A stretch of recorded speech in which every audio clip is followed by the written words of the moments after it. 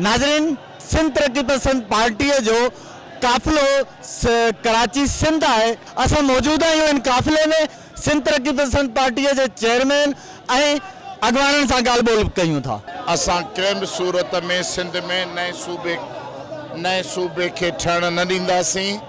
इन करे असीं इमरान ख़ान ऐं हिननि खे ॿुधाइण आया आहियूं त कंहिं बि सूरत में ही नवां सूबा तव्हांजा असांखे क़बूल न आहिनि ऐं इहा सूरत पैदा कंदा त सिंध में खाना जंगी थी वेंदी, जंहिंसां वॾी तबाही ईंदी। ॾिसो, इहा ई त वॾे खां वॾी ज़हनी बदमाशी ऐं नस्ली दहशतगर्दी आहे त तव्हां कराची और सिंध छाजी कराची और सिंध? कराची सिंध का हिस्सा है, कराची सिंध है। यही बताने के लिए हम लोग यहाँ निकले हैं। ऐसा इन्हनि खे ॿुधाइण चाहियूं था त इहा ॿोली नस्ल परस्ती जी ओञाण इहा ख़तमु करियो। इहा ॿोली जारी रहंदी त वधीक हिते मुश्किलातूं पैदा थींदियूं। कौमी असेंबली में हिकिड़ी करारदाद पास कई है त जेको सूबनि के जेको वधीक सूबा ठाहिण जे लाइ जेको सूबाई असेंबली के अख़्तियार हो उहो कौमी असेंबली न खणी विया आहिनि। उहे चाहिनि पिया त चोर दरवाज़े खां असांखे कौमी असेंबली में पास कराए सिंध के भी 2 टुकड़ा करियूं। ही उन जे लाइ आहे। असां इमरान ख़ान के ॿुधाइण था चाहियूं सिंध जा हिलाली पुट अञा ज़िंदा आहिनि। कंहिं बि सूरत में जेको सिंध के 2 हिसा थियण कोन ॾींदा।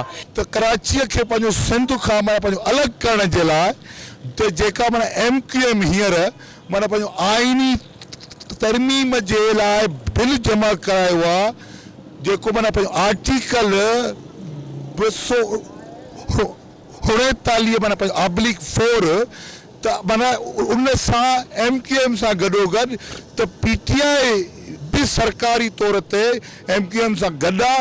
हर रोज़ जेको आहे सो कराची के हवाले से नवा बिल जेके कौमी असेंबली के अंदर सिंध असेंबली के अंदर पेश कया पिया वञनि।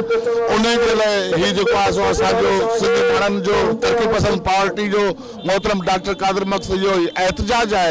कराची के जुदा सूबो बनाने के चक्कर में आहिनि। उन के खिलाफ ही अमन रैली निकती है त असां कराची असांजी माउ आहे, कराची में इहो सूबो ठाहिण न ॾींदासीं। कराची सिंध ऐं जेकी सिंध असांजी जीतल मां आहे, हर इंच जी हिफ़ाज़त असां सिंध क़ौम जी कंदासीं। नाज़रीन, सिंध तरक्की पसंद पार्टी के सरबराह ऐं अगवाननि जो इहो चवणु हो त असांखे कंहिं बि सूरत में सिंध जो विरहाङो क़बूल न आहे। कैमरामैन जावेद जॉन सां गॾु रज़ा कासी, अवामी आवाज़ TV, कराची। विज़िट कयो अवामी आवाज़ मीडिया ग्रुप की वेबसाइट awamiawaz.pk।